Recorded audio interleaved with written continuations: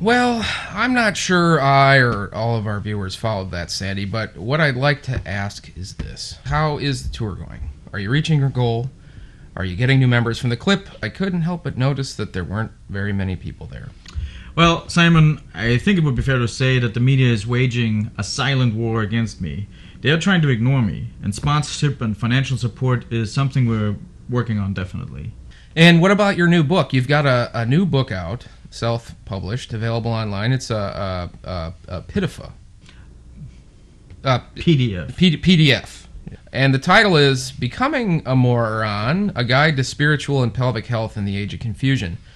I read this before the show, and all I can say is I absolutely don't get it. Well, I don't understand how anyone couldn't understand it. The Mor'aan is very simple to understand, and the book is very clear.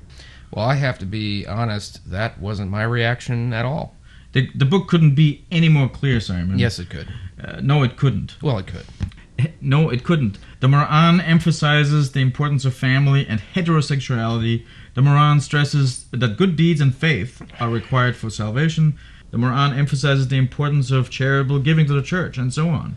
Well, I understand that. I'm not some kind of a brain-free person or something, but what I don't understand is that in doing some of my own background research on Mormonism, I found a very nicely done Wikipedia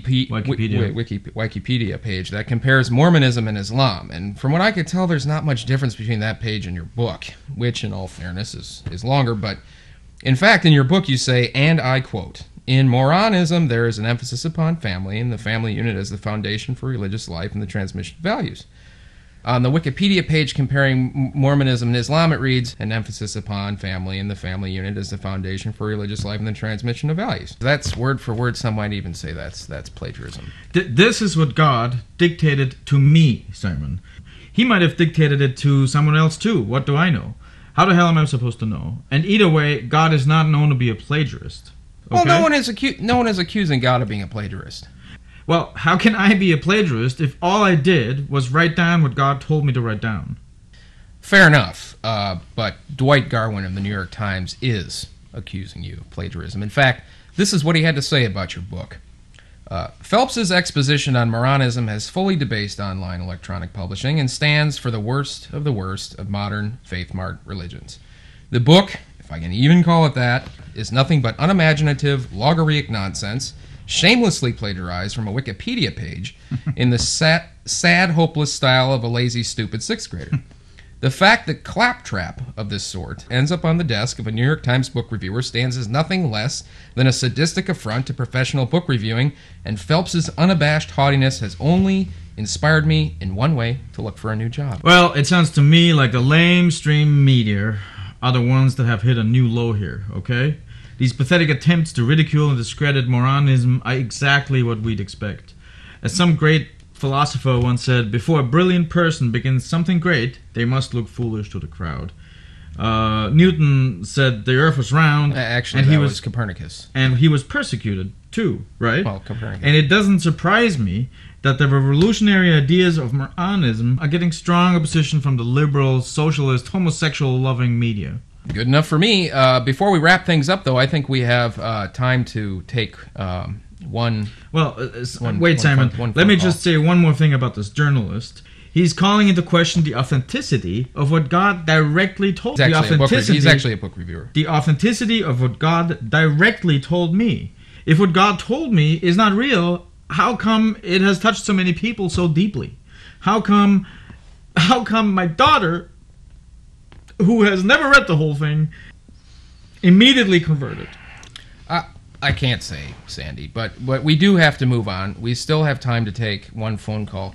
On the line, we have Vijay Patel from Algonquin, New York. Vijay, you're on the line with the Reverend Sahib Sandy Phelps. Well, what's your question or comment? From what I can understand, Mor'aanism is against the idea of reincarnation, and I want to ask your guest why that is. Simple, easy. There's only one death. and you either find salvation or not. Any religion that says otherwise, such as Hinduism or Judaism or anything else, is just devil worship. I'm not sure. Well, that is just your perspective. Hinduism has inspired followers like myself for over 3,000 years. So what gives you the right to call it devil Well, I think worship? God has come to me after 40 days of fasting in a damn jungle in Maui because he's disgusted with the devil worship that is going on and that is practiced by rude, angry, deluded idiots like VJ. Through me, God wants to unite sensible religions that actually make some sense, like Mormonism and Islam. Just because a religion has been around for 3,000 years doesn't mean God is cool with it. If the point got any simpler, I'd have to be a fucking retard to explain it. Now, strong words for our caller.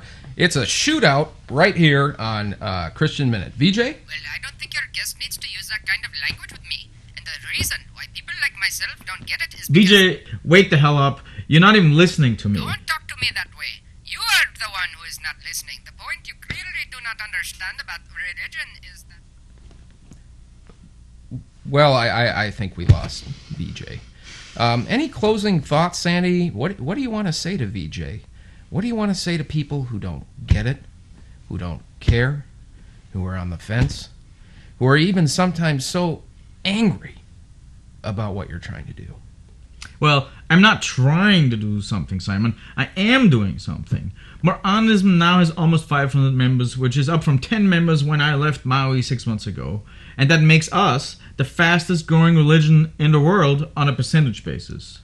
Okay, well, we're just about out of time. So, Reverend Sahib Sandy Phelps, thanks for dropping by, and good luck with your movement. Tomorrow, Chef Max will be back to tell us about some great new summertime recipes, papal favorites from the Vatican kitchen that are sure to restore your family's faith in your cooking.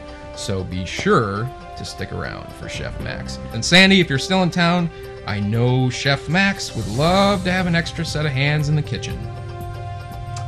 That's definitely not in my contract, I believe. Well, we'll see you tomorrow, everybody.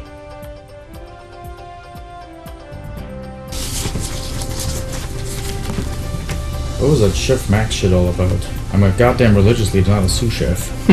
Well, if you really want to go there, why don't you stick around for tomorrow's show, and we'll talk about how the real inspiration for Mor'aanism was a high fever caused by gonorrhea. You know, if the goddamn mic is still on, Simon, all I can say, I'm going to hit you in the face, and you will have problems eating Chef Max shit without any teeth. Well, if you think I'm scared, all I can say is I'm definitely not. I think you're scared. Yeah, well, I think you're the one who's scared.